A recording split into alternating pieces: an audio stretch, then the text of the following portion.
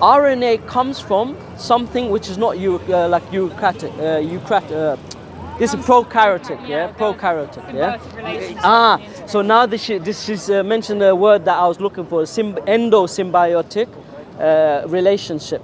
What that means is that you got two things working in harmony with each other. One is a battery which feeds off the matrix from the other cell, which is double membrane cell, and the cell is getting energy from this mitochondria. So the theory by Margaret Margulis, who you probably remember around the 1950s, suggested that a double membrane cell swallowed this mitochondrial battery.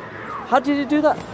Because there's been trillions and trillions of them. This is one of the theories, but you still end up with multiple gaps. How did this double gaps? But this is saying it's not plausible. We had many more gaps. In order to explain, in order to explain this, you end up with more questions than you do to say something simple, which is like God, the Creator created the creation. You don't need science. It's just common sense here. I'll give you more problems now. Let's say this cell. Hang on. Let's go back a step. So you said we get more questions. Fine.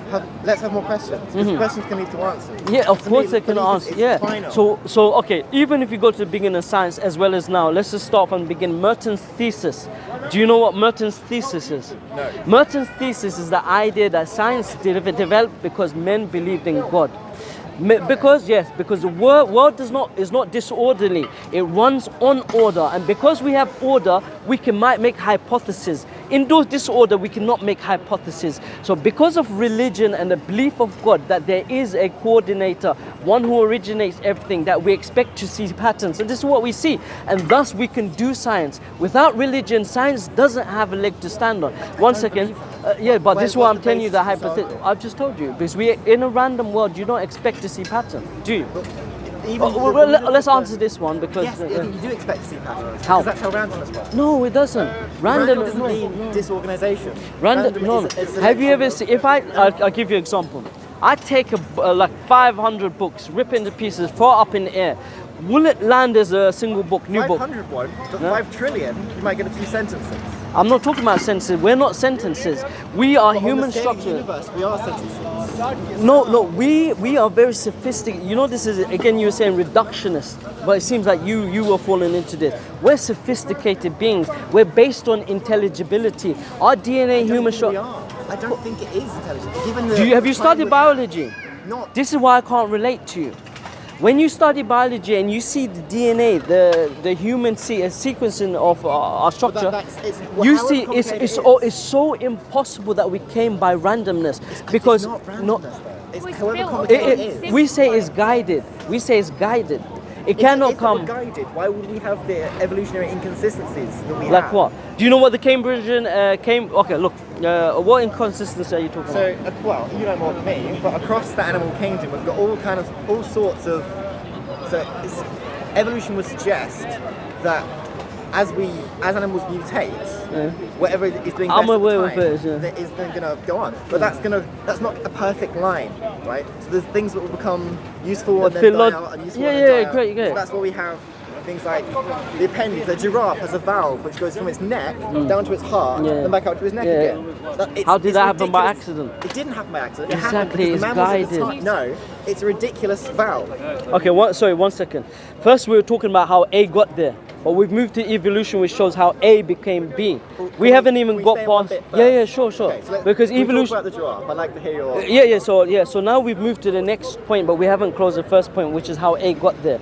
Yeah, we're talking about how organic matter came from inorganic matter. That's how A got there. Evolution is how A becomes B. Do you follow? Now, for example, one of the arguments of evolution is that we kind of like spirate, like came down in a cascade like a vent from a universal common ancestor. Yeah. Now the problem is, which I was trying to explain to you, you have to explain how the cell became multicellular, how it gained reproduction abilities. That's a massive problem. And not only that, what we have in terms of the fossil record is very poor to substantiate the evolutionary theory. Why? Is you have the Cambrian explosion. Now the Cambrian explosion, you've heard of it. What do you recall? I don't expect you to know off the top of your head. What do you recall of the Cambrian explosion? It's something like a mass discovery of fossils of at a certain complex level. life Yeah. with no precedent, no lower animals that join to it. What, do you understand?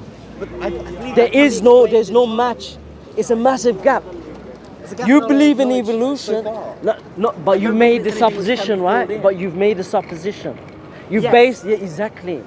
And that This is the point supposition's that far we're more- making. And that's far more No, convincing it's to me not. than a To, text. to say that's no, don't forget the text. We haven't got that.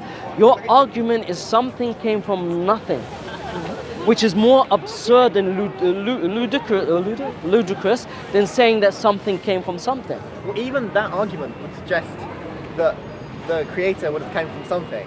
And No, because it's like saying who baked the baker. Do you understand? But then Do you where follow? does the creator I'll come explain. from I'm to explain. create Yeah, the this is what I'm just universe? saying. Who baked the baker? Tell me why there's such a nonsensical question. Who baked The baker. The baker isn't baked. Exactly. But the baker was God birthed. isn't created. But the baker was That's what I'm birthed. saying. God is a creator, but He Himself is not created. So that- the question here is called a sophistry. On the face of But it, it looks I like can use what's that a- same what's argument a- to you. Could you say God wasn't created? I'm giving then you the I can answer. say that same thing to you. Yeah, You're saying, well, I'm giving you the answer. That's what I'm saying. That's I'm the giving, same something came from nothing argument. What's your name? Hamza. Sean. Sean, Hamza, nice to meet you. I'm explaining to you that the creator by itself is not created. That's not one of his attributes. It's a false attribution. Like the baker is not baked. So you can't say who baked the baker. Who did the bachelor marry? These are sophistry. This is sophistry. Who did the bachelor that's a marry? weak Do you argument. understand? Do you understand who did the bachelor marry? I don't understand where this is going. Exactly, that's the problem. The bachelor by definition is one who is not married. So me saying who did the bachelor marry is a nonsensical question. God by definition is uncreated. He is independent. He does not have a creator. Do you understand? I understand your point. I disagree with it. Why? Because I think that's applying. I think that's Logic. a blind argument. How is it blind? Because it's the same thing. You can't apply the flip argument to do different things. You can't say to me, well, how did the universe come from nothing? Well, we needed something to presuppose that, and then say, oh no, but God didn't know. Because that's silly to ask that question. I'm not following your argument. Do you see what I'm trying to say? I can't explain that in better words. Do you see what I'm saying though? Something comes from something, yeah? God, the creator. You could say though that something could be something we don't yet comprehend. We're learning things that we didn't ever think were possible out of ideas. Have you So heard why the is theory it called to the be Big a god? The Big Crunch, the Big Bang, Big Bounce. Big Bounce, I maybe years ago I come The Big across Bounce is an idea about why don't we know anything before the Big Bang? Where did this come from? Yeah. It's either once we reach total peak death universe, it. Yeah. there'll be All one laws point of nature which break has down. more gravitational pull than the rest Yeah, of yeah. it, and that will become the new centre, and everything else is pulled towards that. This is unlikely, but it's a theory. Look at the laws. I know it's similar to what Stephen Hawking said in A Brief History of Time. And then in that singular point, All laws of nature break information down. is destroyed. Exactly. And then therefore we never know before that. Exactly. That's what I'm saying. Where did this information come from? Nothing. Where did your It's always DNA there. come from?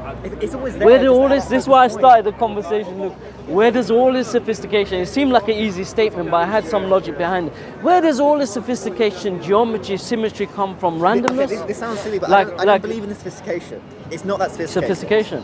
You don't believe? I think to our human brains it's sophisticated. Huh. But if I was to get a dog to look at a watch, Right.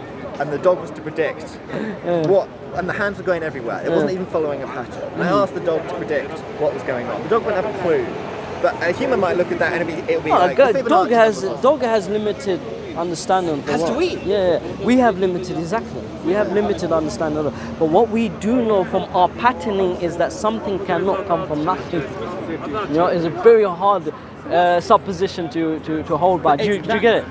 Yes, I understand. But this is that. what you stand on. But then that is... Yeah, and I'm not mocking it, but sometimes we find atheists is mocking theists who say that something came from nothing. You get it? But when we examine it, it seems like they're not standing on I anything. understand that there is belief to my position as well, in the same way that there's belief in Islam. But to me, that is a more... It feels more easily believable. To me, that's far more convincing. Well, something comes from nothing. Yes, No. because to me... But how would you that's prove not, that? Hang on. To me, that same something comes from nothing is in both categories. Because I don't agree with the philosophy that you said with the baker and who baked the baker. That's not philosophy. pointless language. It's called sophistry. Like I asked you, do you remember seeing the triangle circle? It's a nonsensical, it's paradoxical.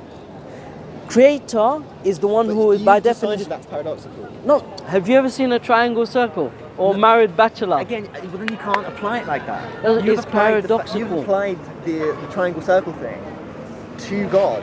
No, So then by you're definition, believing a that creator. that's nonsensical. Look, by definition, a creator, God is the one who is uncreated. Do you understand? By definition. So I then, understand what you're so saying. once I again, don't one of the subscribe attributes. to that. Yeah, I do. That's why I'm explaining. My position is to be logical. If I believe in a God who is uncreated, it will be nonsensical, paradoxical to ask who created the uncreated. In the same way as me asking you who married the bachelor, or have you seen that triangle square? Do you understand? My position is fairly logical and consistent, whereas your position is the one I'm trying to understand. How does something come from nothing? This is the first question. And then the next question was, how does that life reproduce? Yeah? And then, it was how does organic matter come from inorganic matter? The next one was, how does A become B in the process of evolution, considering things like the Cambrian explosion? There's many more arguments, like the presence of complexity and so other ones. So when we examine this, sure. I have a question for you. I may know the answer. I probably not. Something comes from something. What's to say that has to be a god? Are you open to the idea that it could come from something that we don't yet comprehend? So even if you're to be logical, yeah, for example, something comes from, let's say, I don't know, you're just this being that it created, yeah? Because we can give it that attribute. If we are creations and that thing created us, then we can give the attribute of creation, right? Yeah? If, for example, that we are intelligent, this intelligence didn't come from nowhere. So we can attribute intelligence or knowledge to that God, right? So a creator who's knowledgeable, and one can keep going.